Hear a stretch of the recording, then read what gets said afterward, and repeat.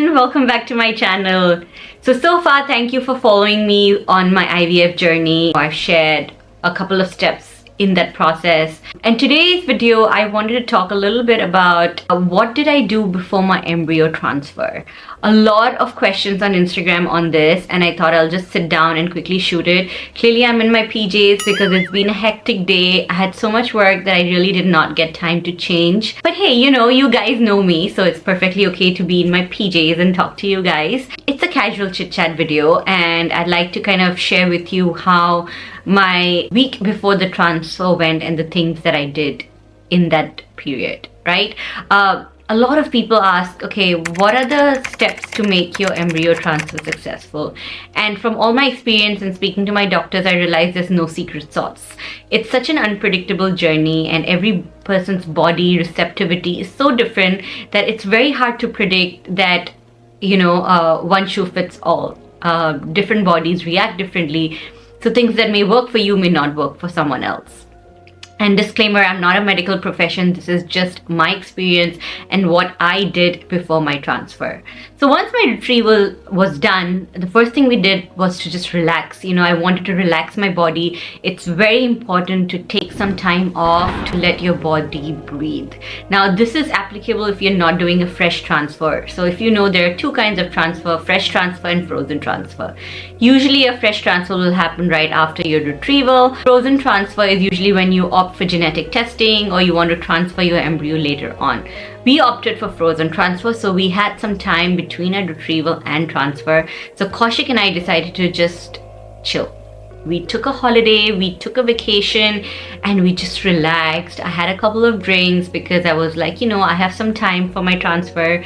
I can just not think, not stress, not be anxious, and just live freely. So we took a week off to travel, and that's what we did, and it was so relaxing on my body.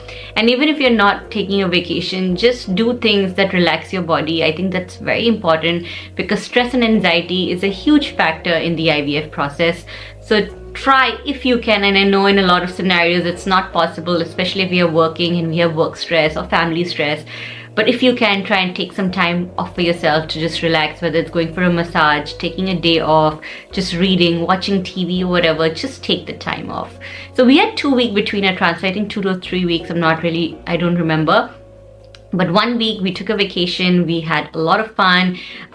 We went to Arizona. We went to Salt Lake City. We did a lot of things. It was a really, really fun trip. And so then we came back, and that's when I started really prepping my body for the transfer. So the second thing after relaxing that I did was to do acupuncture sessions.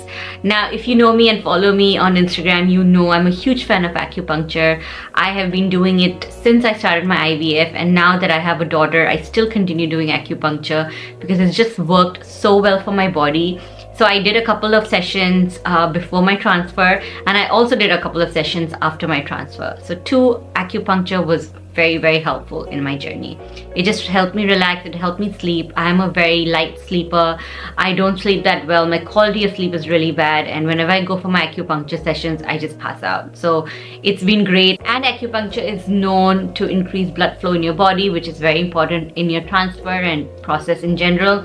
So that's very helpful. So look into that if you can. Again, it's not a proven process, but most REs will recommend you take up some form of acupuncture or cupping or some kind of relaxation method that helps you relax your mind and body. Number 3, I started following a diet as if I was already pregnant. I stopped drinking alcohol. I cut down on eating anything raw. I still had my sushi because I knew that if I do get pregnant, I wouldn't be able to eat it for a long time. But I made sure I ate good quality sushi, and I tried to increase, protein a lot.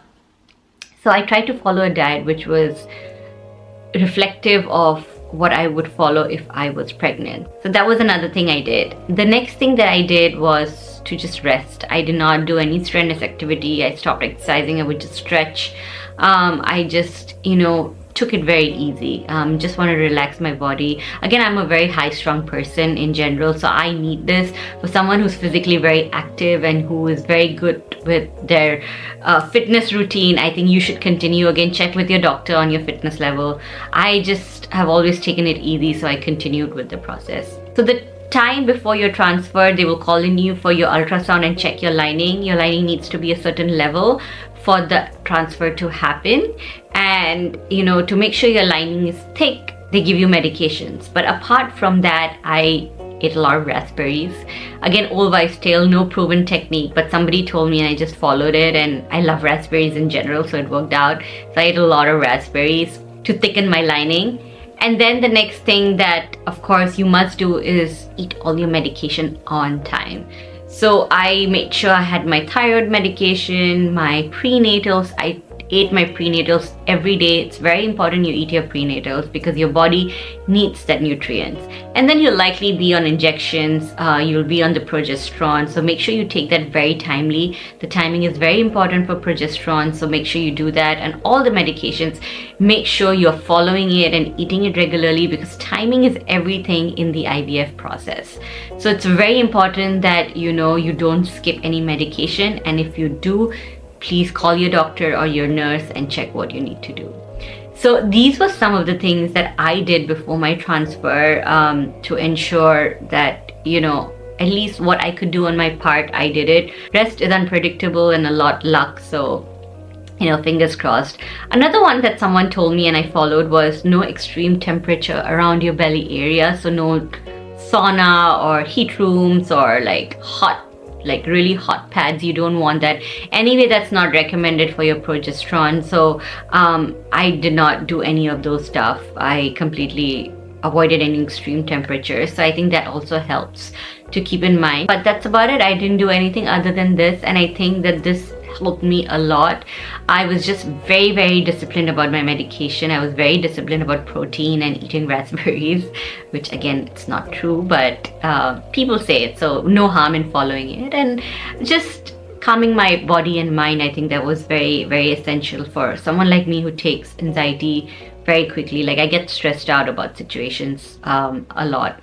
And obviously sleeping is very important. I was a very, very bad sleeper, but my husband made sure that before the transfer I was sleeping well, and he really helped me with being disciplined about it. So I think sleep is a big criteria. Again, all my doctors told me that I need to work on my sleep, and that's something I try to work on, because that again helps you relax your mind and body. If there's anything else that you have any questions on, again, very active on Instagram, DM me there, and do leave in the comments below if you've had an experience with embryo transfer and what worked, what did not work for you. I think that'll be very helpful to the community. Again, it's all about support and being open about it. We have to normalize reproductive health and reproductive support, and that's pretty much my goal in shooting these videos, to make sure nobody feels isolated and that they have a safe space to ask these questions. So I hope it was useful, and I will see you next time in more such videos. Till then, lots of love.